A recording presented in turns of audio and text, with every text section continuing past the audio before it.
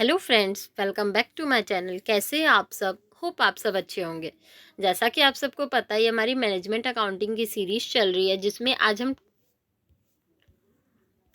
ये देखिए classification of ratios को इसके पहले वीडियो में हम पढ़े थे कि रेशियो का क्लासिफिकेशन हम लोग कितने पार्ट में कर सकते हैं। तो 4 पार्ट में कर सकते हैं ना।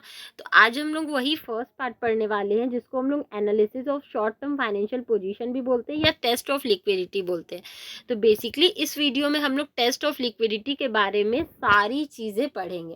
तो आइए हम लोग स्टार्ट करते हैं। The liquidity ratio are use to test the short term solvency and liquidity position of the business.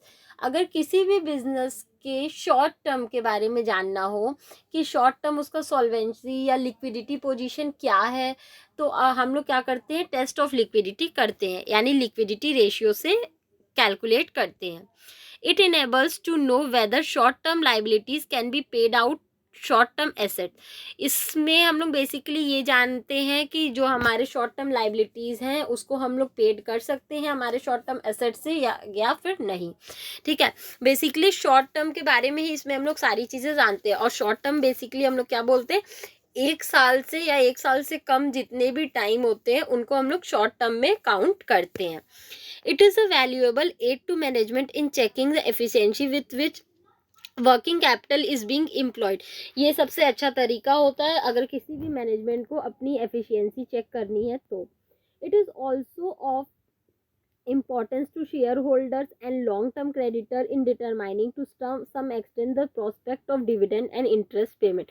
ये हमारे शेयर होल्डर के लिए, हमारे जो लॉन्ग टर्म क्रेडिटर है उनको भी बहुत ज़्यादा बेनिफिट प्रोवाइड करता है, क्योंकि शॉर्ट टर्म से रिलेटेड सारी इंक्वायरी उनको मिल जाती है। Important ratios in test of liquidity. अब देखिए, अगर आपको टेस्ट ऑफ लिक्विडिटी यानी लिक्विडिटी रेशियो फाइंड आउट करना है शॉर्ट टर्म के लिए, तो कौन कौन से रेशियो का बेसिकली आप यूज़ करेंगे? Current ratio, quick ratio, absolute liquid ratio का। ठीक है, आइए इन तीनों के बारे में पढ़ लेते हैं। Current ratio, it is the most widely used of all analytical devices based on the balance sheet. It stabilizes relationship between total current assets and total current liabilities.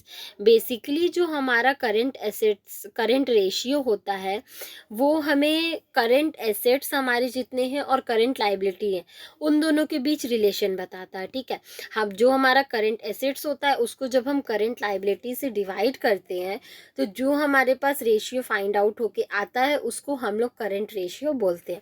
अगर आपके एग्जाम में आपके क्वेश्चन आए कि how to find current ratio, तो आप क्या formula use करेंगे? Current assets divided by current liabilities. ठीक है, और इसके लिए सबसे अच्छा रेशियो माना जाता है 2:1, यानी आपका करंट एसेट्स 2 होना चाहिए और आपकी करंट लाइबिलिटी 1 होनी चाहिए।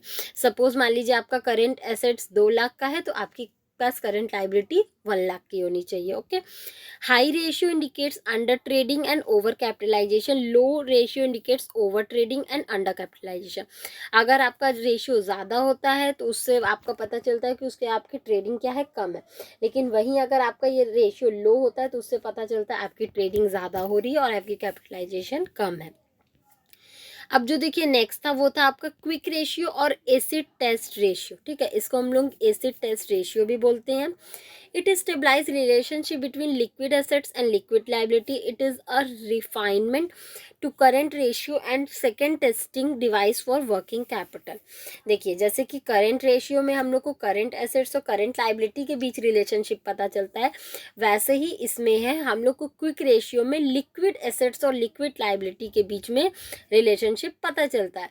तो सेम वही मेथड है, अगर आपको क्विक रेशियो फाइंड आउट करना है तो उसके लिए आपको क्विक एसेट्स को क्विक लाइबिलिटी से डिवाइड करना होगा। और इसके लिए आइडल रेशियो क्या होता है? 1:1 का होता है। Usually, a high acid test ratio is an indication that the firm is liquid and has ability to meet its current or liquid liabilities in time.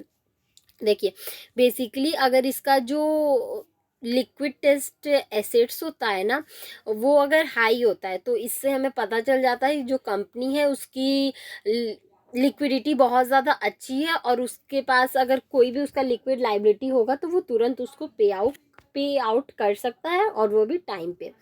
And on the other hand a low quick ratio represent that the firms liquidity is not good. लेकिन वहीं पे अगर इसकी liquidity position यानी जो इसका quick ratio रहता है वो कम रहता है, तो उससे हमें ये पता चलता है जो कंपनी की लिक्विडिटी पोजीशन है वो अच्छी नहीं है और कंपनी टाइम पे अपने लिक्विड लाइबिलिटी को पे आउट नहीं कर पाएगी। ठीक है, थर्ड जो है और हमारा लास्ट है वो है आपका absolute liquidity ratio. This ratio stabilize the relationship between absolute liquid assets to quick liabilities.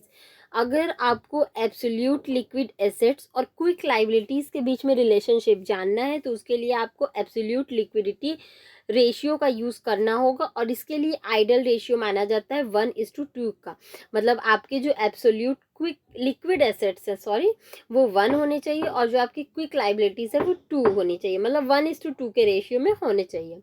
It means that if the ratio is 1:2 or more than this, the concern can be taken as liquid. If the ratio is less than standard of 1:2, it means the concern is not liquid.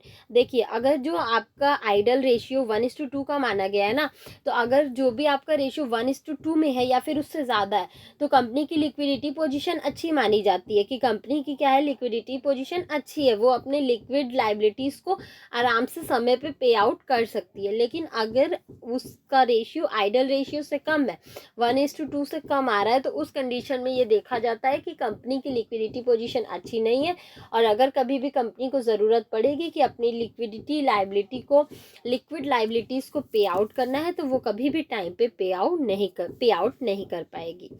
Basically हमारा यही था, आप एक बार देख लीजिए। देखिए, test of liquidity के बारे में हम लोग पढ़े थे, ठीक है, कि जब हमें शॉर्ट टर्म के बारे में जानना होता है रेशियो के बारे में तो हम लोग टेस्ट ऑफ लिक्विडिटी का यूज़ करते हैं। उसके लिए हम लोग 3 फार्मूला यूज़ करते हैं, करंट रेशियो, क्विक रेशियो और absolute liquid ratio. Current ratio को फाइंड आउट करने का ये फार्मूला है। उसके लिए आइडल रेशियो आपका 2:1 का होता है, क्विक रेशियो आपके इस फार्मूले से फाइंड आउट होता है और उसके लिए आइडल रेशियो 1:1 का है। एब्सोल्यूट लिक्विडिटी रेशियो आपका इस फॉर्मूले से फाइंड आउट होता है और उसके लिए आइडल रेशियो आपका 1:2 का है। होप आपको ये टॉपिक समझ में आया होगा। फिर भी किसी को कहीं कोई भी प्रॉब्लम हो तो आप मुझे कमेंट सेक्शन में कमेंट करके पूछ सकते हैं। Thank you so much. Please like, subscribe and share my channel. किसी को इस सब्जेक्ट या किसी भी सब्जेक्ट के नोट्स परचेस करने हो तो वो मेरा डिस्क्रिप्शन बॉक्स चेक कर सकता है। Thank you.